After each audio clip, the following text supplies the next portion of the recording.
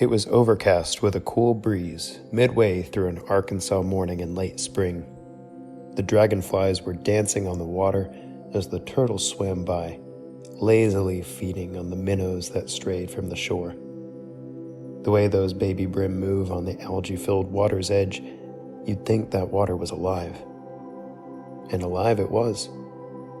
I stood at the edge of the deep water, up to the limit of my waders, elbows high as I casted my open-faced reel.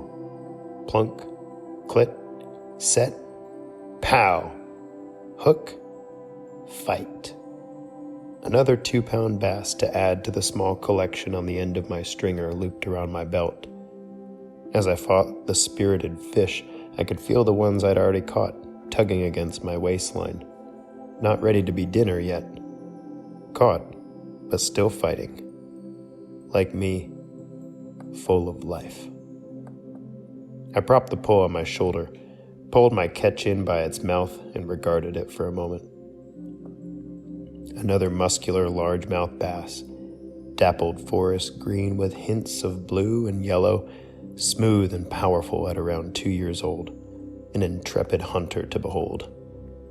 And a fun fish to catch. This was my 12th caught this morning, and given its size, my 5th to keep. Those 1/2 pound to 3-pound bass make great eating without interrupting the food chain. A dusting of flour, a bit of butter, and lemon, sweet, humble, and satisfying. I was just finishing for dinner. And I was praying. The sky was a deep cerulean in between the cotton candy clouds. Fish hit a flashy rooster tail better when the bright sun isn't reflecting too hard on the pond's surface, and my prayers rise best to heaven in hungry solitude and peaceful expectation. Lord, do I need to make any major changes right now? Business, fatherhood, husbandhood, ministry, manhood, and discipleship. It's a lot to juggle. Sometimes it feels like I'm being a good steward with my blessings, playing the best game with the hand I've been dealt, bearing up forthrightly under the burden that is mine to bear. But sometimes, let's just say I can sympathize with the 2-pound bass caught on the stringer, a small fish in a big pond, chased something shiny against his better judgment, struggled against the inevitable consequences, trapped and hopeless in the fight to not be chopped up and eaten for dinner. Broad indeed is the way that seems right to a man, and easy is the road that leads to destruction. Am I doing everything I need to be doing right now? Is there anything big or small that I need to stop doing? Waiting for his answer, I cast a few more times before heading back home. 5 good-sized fish is enough for dinner, and the sun is starting to break the clouds up. I thread my finger through the line, click the line catch open, a quick flick of the wrist and release at the apex. The lure soars 15 to 20 yards out and lands with a plunk. I flick the crank into action, and it winds, pulling the monofilament up and down with every rotation. A little action in the pole, drag on the lure, and the bass can't resist. It's a very rote, repetitive, and relaxing practice pulling the lure through the water. Pow! Jerk! The scream of the drag shakes me out of my trance as my pole doubles over and I'm yanked from where I was standing. It's like my hook snagged a propeller and now I'm fighting a boat full of people. Only I'm all alone in this pond and there are no boats out there. Something huge is on the other end of my line. Holy crap! Holy crap! More and more line is being pulled from the pole, which, set at around 8 pounds of drag, was rigged to handle the dinner-sized bass that I'd come here to catch. I yank to reestablish my hook setting and start to fight the monster. I've never felt anything so massive on my fishing pole. What in the world is on the other end of this line? Don't you break my line. Stay on there. What the hell? Come here, you crazy thing. Get back here. Don't you dare break my line. Stay on here. I start a steady stream of unconscious out louds as my internal dialogue ends up on my lips. I look at my phone in the chest pocket of my waders. I would love to have this on video, but I decide I don't have enough hands to fight this thing and document the action.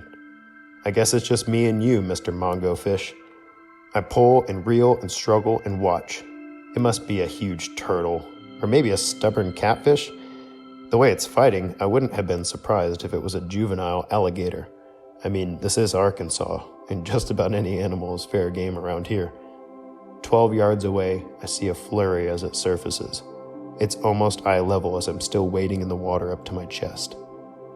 Oh my God. It's the biggest bass I've ever seen in my whole life. Its head is big enough to swallow one of my backyard chickens whole, and its dorsal fins, usually small in a bass, stand a solid 6 inches above the surface of the water. It's about as long as my 3-year-old is tall. Jesus. The hair is standing up on my arms and neck. My eyes are as wide as I can open them. Awe grips me entirely, and my heart is racing. And, despite the moment, I start belly laughing. Holy freaking crap! My interrupted angler's composure gives way to a hysterical, childlike excitement. That is a huge fish! What in the world? What in the world? It dives, tail slapping the water like a freshwater whale, and my drag screams again, ripping through 10 yards of line as it wrestles the lure in its giant mouth. How can I catch this thing? Do I even want to bring this fish in? What am I supposed to do with it? Is this real life? Oh God, oh God, oh my God. I don't have a net. Every time it gets within 10 feet of me, it spooks and lunges with its whole body away from me. I only have one option. Come on, fish, come with me. I start wading the 15 yards to the shore. My only hope is to get it up in shallow water and then onto the bank, since my line isn't strong enough to pull it out of the water. It takes 5 minutes between bouts of reeling, pulling, trudging, and out loud laughing prayers to get to the shore. I angle it into the shallows. 8 inches of water, and 2/3 of the fish is sticking out of it. Then, a mighty flurry of its head in the shallows, and my line snaps right at the lure. No! Without thinking, I throw my pole down and dive on top of the huge monster. My body pinned it down, and my arm slid under it. With a desperate heave, I chucked the giant into the weeds on the bank and clambered out of the water, and then took a knee between my catch and the water's edge. Holy God. Thank you, God. Wow. How amazing. What in the world? I laughed with the disillusioned and frenetic enthusiasm of a man who'd just won the lottery and had no idea what to do with it. What a fish. I FaceTimed Kristen. Even she was impressed when I showed her the catch in comparison to the ones that were big enough to keep. They were still strapped to my waist, flopping in an inch of water on the shore behind me. When I picked it up, I could see the tail of a smaller 2-pound bass sticking out of its throat. This greedy thing saw my little lure as a post-meal dessert and nabbed it just in time to give me the unexpected thrill of a lifetime. Are we going to eat that? She asked. Oh no, darling, we can't eat her. She's an apex predator. I have to let her go so she can exert selection pressure, make more monster babies, and maybe scare the crap out of someone else someday. Turns out she was 28 inches and 18 pounds. Since bass put on about a pound a year, she's just a few years from breaking the Arkansas state record. Also, young bass taste sweet and old bass taste like dirt. This fish was way better to look at than to eat. I told Kristen I'd see her in a bit with my dinner catch, and then turned my attention to the gift in front of me. What a blessing. And I'd better get her back in the water. I picked her up, put her in the water, and she was slow to start swimming, so I pushed her toward the deep. Goodbye, beautiful. Thanks for that adventure. I watched until I couldn't see her anymore. Thank you, Lord. As I made my way back to the car, full of mirth and vinegar, and chuckling to myself every few steps, I remembered my prayers from earlier. Jokingly, I prayed, "Well, sorry we got interrupted, God. That was the mother of all bass." Then I realized maybe we hadn't been interrupted at all. The knowing face of the Father came to my heart and mind. What was that?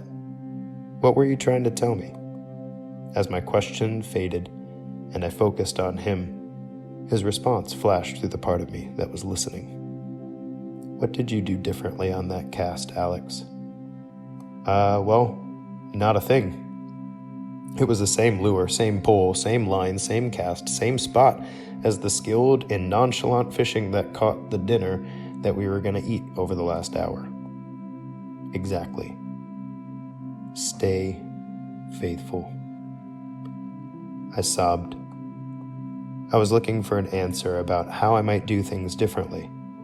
If there was a glaring room for improvement in the way that I was spending my time and energy each day, I felt like I was not seeing the change that I wanted to see, the change that I needed to see.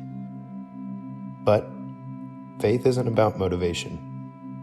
It's about showing up with skill and purpose and doing the work to the best of your ability every time, even and especially when the fruits of your work aren't obvious.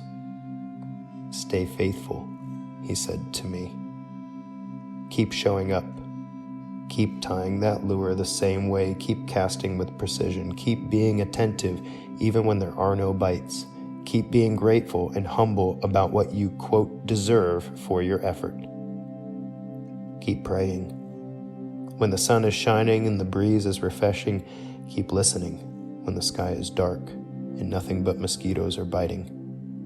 Keep waking up early and loving hard and making dinner and balancing the books. Keep moving when it hurts and loving when it's unnoticed and doing the right by others even when they don't deserve it.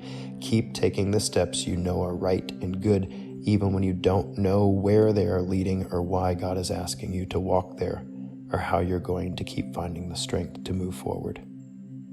Stay faithful, God said to me. And I don't know where he's leading most of the time.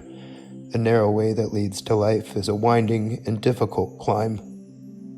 But today, he led me by the still water.